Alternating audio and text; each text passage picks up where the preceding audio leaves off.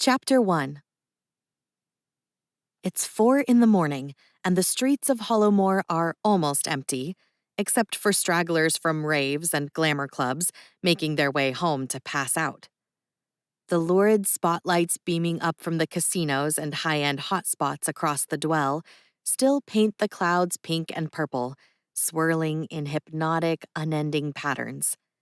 It's always night in that part of town, after all. The bat-winged demon skins, like each of the shifter clans, carved out their corner of the city more than 100 years ago. Their district is called Empyrean, and they cloaked it in the darkness that fuels their magic.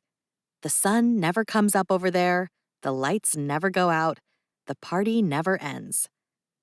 That makes it basically paradise for vampires.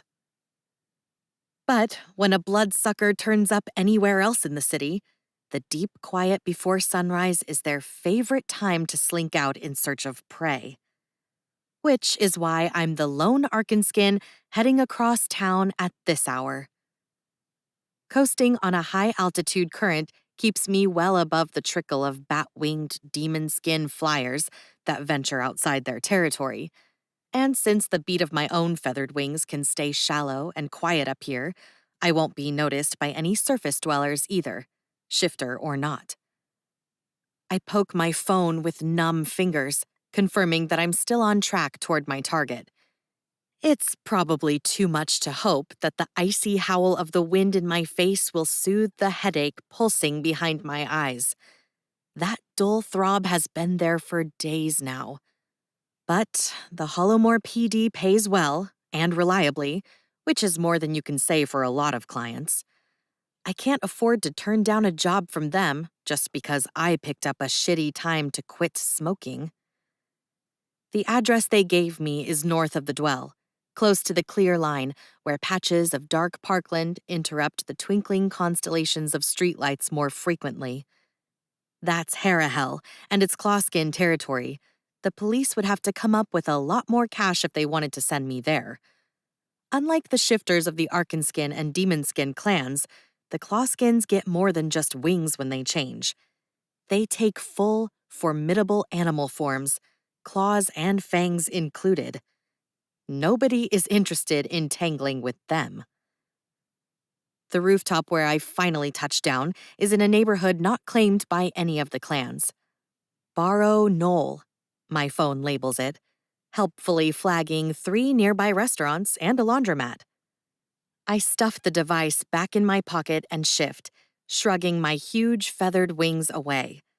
Fully extended, they span more than 12 snowy white feet. Not exactly inconspicuous. They might as well be a trumpet fanfare. Arkanskin, no access to magic without sunlight, easy pickings if you feel like sticking it to the rich and powerful. But without my wings, without light to bring out the Arkanskin glow of my skin, I'm just a random chick in jeans and a ratty leather bomber jacket. I rearrange the straps of my crossbow sling to let the weapon hang at my shoulder, cocked and ready. No more than a shadow behind me until I swing it forward into my hands. From the rooftop, the block below is all narrow streets lit by old lamps glowing dull orange, narrow houses with postage stamp yards, way too many dark nooks and crannies between them. 3 humans have turned up dead this month within half a mile of here, bled gray-white from ragged puncture wounds in their necks. After they found a werewolf in the same state, the police came to me. Sergeant Fiduci's brisk tone, "We've got a Thea special," didn't betray any urgency. But the sergeant, unlike her predecessor, knows when she's in over her head, and she's not about to fuck around with a vampire hungry enough to go after other hybrids. It needs to be put down, and fast. An old metal fire escape lets me steal down to street level, the butt of the crossbow a familiar weight against my thigh. A bass beat thumps from a passing car and fades back into silence. The rain has left the pavement smelling faintly of worms. I keep my steps brisk and ordinary, pull up the hood of my sweater so my white blonde hair won't catch the streetlights. No shifters here, No, sir. Just a harmless, tasty college kid. Our vampire must have made itself a lair somewhere around here. A parking garage, a crawl space, something like that. And this neighborhood is chock full of boarded up basement windows, broken foundation vents, garages with rickety doors. No wonder they haven't found the thing yet. It might even have more than one burrow. The police have narrowed it down to this block, at least, but having to get hunting warrants from the General Assembly slows them down. Most vampires aren't dangerous enough, or with it enough, for that to be a problem. But this one is running circles around them. I suppress a sigh and pinch the bridge of my nose. The headache doesn't retreat. Well, hopefully my target will make life easy for me. A furtive movement in the shadow of a deep doorway catches my eye. A crescent of a white, upturned face, a delicate hand clutching an arm. Two people tangled up together in the corner. You could almost dismiss them as a passionate couple, but then the hand slackens and falls away, dangling limply, and the other figure leans in farther, shoulders hunched, and the breeze carries a characteristic stench. Old blood and rotting meat. Huh, I'm in luck. My fingers twitch toward the crossbow, but even if my aim is true, the wooden quarrel, a tidy substitute for a stake, could go right through the target and hit the victim, and collateral damage is really bad for business. I'll have to separate them before I can do anything. I sigh. So much for stealth. My voice ricochets down the silent street. Hey, get a room! The figure hunched in the shadows whips around to face me, snake fast, its mouth a dark smear in a ghostly face, eyes a hectic gleam at the bottom of bruised hollows. Yeah, that's right. I fall back a step, a hand over my mouth, playing prey. Come on. It lets the previous object of its affections, a girl with a sweep of dark hair, crumple to the ground. She hits the stone floor of the alcove with hardly a sound, her head lolling. Hopefully, she's still got enough blood to make it. The vampire, emerging into the orange haze of the streetlights with his bloody lips quirked into a smug smile, used to be a guy about my age, in an expensive-looking jacket and the kind of pants you have to get a crease pressed into. Figures. My ill-fated year and a half at college was full of douchebags struck from the same mold. He's fast, obviously, when he comes at me, covering ground like he's on a reel of film, jumping forward at double speed. But I'm faster. I haul back and punch him in the face. He lurches back, staggering, but he's surprised more than hurt. At least he's not smiling anymore. I launch myself at him while he's still off balance, landing one more blow before he recovers enough to block the next one and forces me to dodge a punch of his own. Not bad. He's surprisingly controlled and economical. Most vamps are flaily, telegraphing their strikes all over the place. He must have had some training or something while he was still alive. I snap his head back with another punch and grab hold of a fistful of fabric to yank him toward me, a hand on the hilt of the sword stuck through my belt, ready to draw its crackling blade of blue-white energy and take his head off to get this over with. But with a twist and a ripping noise, he yanks out of the coat, leaving it dangling in my hand, and darts back out of the light, into the dark canyon of the alley. I allow myself a grunt of irritation as I pelt after him. The alley is crowded with garbage cans and probably illegal building additions, a lightless obstacle course of a corridor with no space to maneuver. He loses a precious second heaving a dumpster over on its side, and I'm up and over it faster than he expected, finally catching up. "Wait!" he gasps, managing to knock my next blow aside. "I could be useful. I have information." Yeah, right. But I'll play along if it'll give me an opening.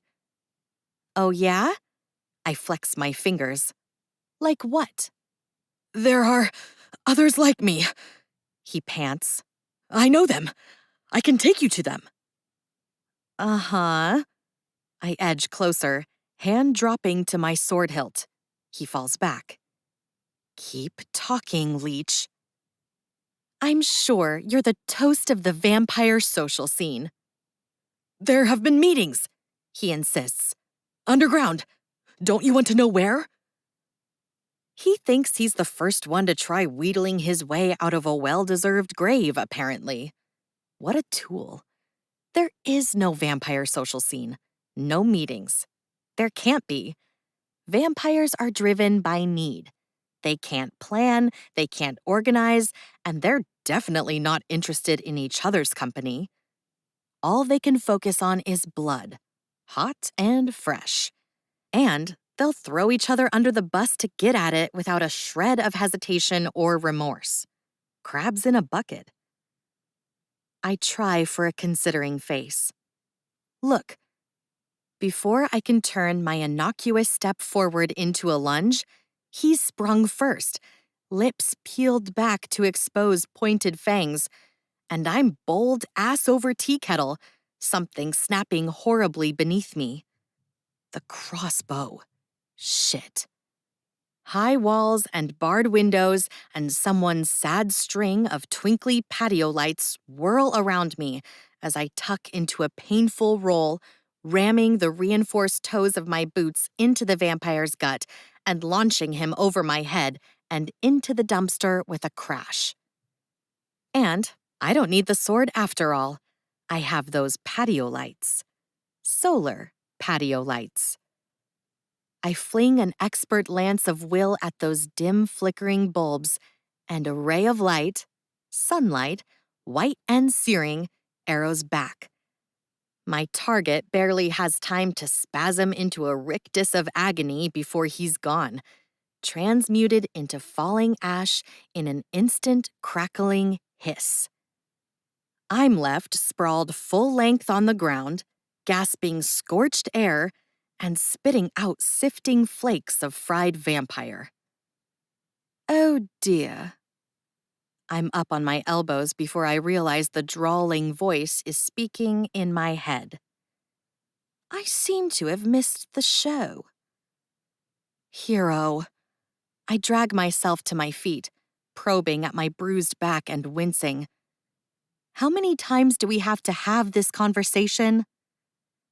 The owner of the voice peers up at me from the pavement. What looks like a cat, blending into the night except for a white patch on her chest and her luminous eyes as round and gold as coins. Her black coat is untouched by the mess of powdery ash the vampire's demise has left scattered all over.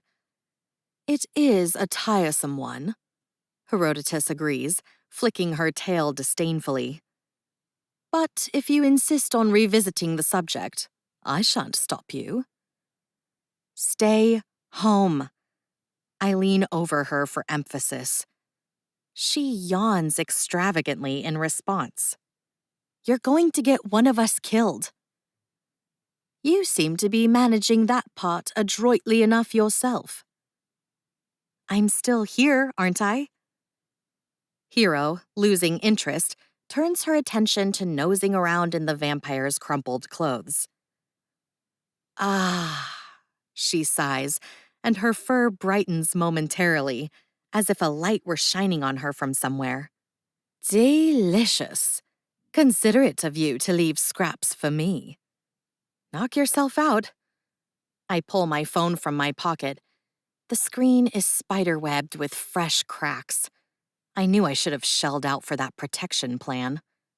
The keypad still works, fortunately, and I put in a quick call to 911, summoning an ambulance for the girl the vampire was snacking on. A quick inspection by flashlight reveals that the crossbow is in worse shape than I am. One of its curved arms has cracked, leaving the string limp. I liked the ash wood laths on this thing for the extra supernatural kick. Combined with the oak tiller and the hawthorn corals, It's got the whole proverbial charmed trio. But here, as I was warned, is the downside. There are limits to the strength and flexibility of wood. I sling the weapon back over my shoulder and turn the flashlight to the pavement. It takes a few minutes of scuffing through the ashes to find what I'm looking for. A tooth, long and sharp, all that's left of my target. I pocket it to hand over to Sergeant Fiducci. It's coming up to 5 o'clock, and I'm sore and grumpy, and my head still fucking hurts. And the sergeant won't be on the clock until 10. I should snatch a couple of hours of sleep while I can. But then again, I could stop by the building that houses my pokey little excuse for an office. Annika will be opening up the cafe downstairs, the Perky Bean, at 6. I'm definitely not bugging her about repairing the crossbow.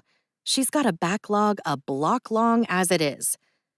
But the thought of one of her breakfast sandwiches, all oozy cheese and chewy bacon and sharp tomato jam, pops into my head with such sudden ferocious clarity, I swear I can smell it.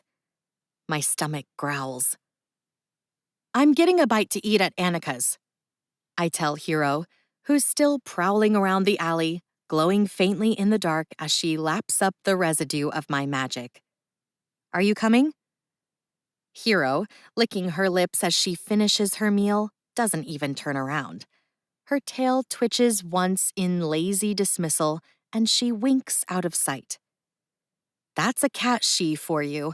She probably won't pop up at the bean until the second Annika lights up her own powers, and then she'll meow piteously like it's been weeks since she last fed. I roll my eyes and head for the street so I can shift back into my wings. But another voice makes me jump as my feet hit the sidewalk. Nice fireworks, Arkenskin. The words aren't loud, but they're deep and gravelly. A big man, easily 6.5 feet, leans casually against the brick wall of the building to my right. Khakis, big boots, a puffy vest over a gray sweater, an unruly beard. Thanks. My tone is flip, but I eye him warily. Everything about the guy screams clawskin. The musky animal smell, the unassuming style, the burly build, even the way he carries himself. There's a groundedness to him, an unshakable presence, like a boulder. I bet he's a bear when he shifts. And he doesn't sound thrilled to see me. Pretty ballsy of you, says a new voice. Splashing magic around like that in these parts. Oh, hell. There's 2 more of them, strolling up on my other side, hands in their pockets. Another man and a woman, both tall and brick solid. Who the hell are you, anyway? Call me Thea. I stuff my own hands in my pockets, mimicking their posture, and shrug, forcing a smile. And I just about got jumped by a bloodsucker, so, you do what you gotta do. Don't try to be cute. Another one snarls behind me. Despite her moon face and braids, this girl's smaller, edgier, her hands in fists, spoiling for a fight. You were chasing him. You should know better than to bring your fight onto our turf. Excuse me. I lift my eyebrows but hold my hands out, placating. Last I checked, Hera Hell was that way. Since when is this a Kloskin neighborhood? You planning to argue with us about where our borders are? The first guy again. He speaks mildly, but his eyes have a hard gleam in the orange glow of the streetlights. Just clarifying is all. This is bullshit, but I'm outnumbered and surrounded, and they're not called Klosskins for nothing. What would I be facing here if they decided to shift? As if that bear guy wasn't enough. Mountain lions? Wolves? I can always take to the sky, but springing my own wings at this point would be a clear escalation, and I don't want to gamble on being fast enough to leap clear of them. I might have turned my back on the Arkanskins, but that doesn't necessarily matter. Some of them will jump on any opportunity to stir shit up with the other clans. If I get into it with the Clawskins, the repercussions for the whole city could get ugly really fast. Look, I back up a step. I didn't mean to step on any toes. I'm just here on a job, okay? The guy I fried killed a werewolf on top of 3 humans. He was getting dangerous, and now he's off your hands, right? We're perfectly capable of looking after our own territory, the jumpy woman snaps. Well, obviously. Keep smiling, Thea. Call it a favor. The first guy's posture eases a little, but the other woman folds her arms. A favor? From an Arkanskin? With what kind of strings attached? We can't trust you, Birdie. A chorus of agreement meets that statement, and their ragged circle closes in by a step. Well, this about fits with how my night has been going. Maybe I should have checked my horoscope or something before leaving home. I put my hands on my hips, curling 2 fingers around the hilt of my sword, but the touch of the leather grip is cold comfort. If I have to pull it out, I'll really be screwed.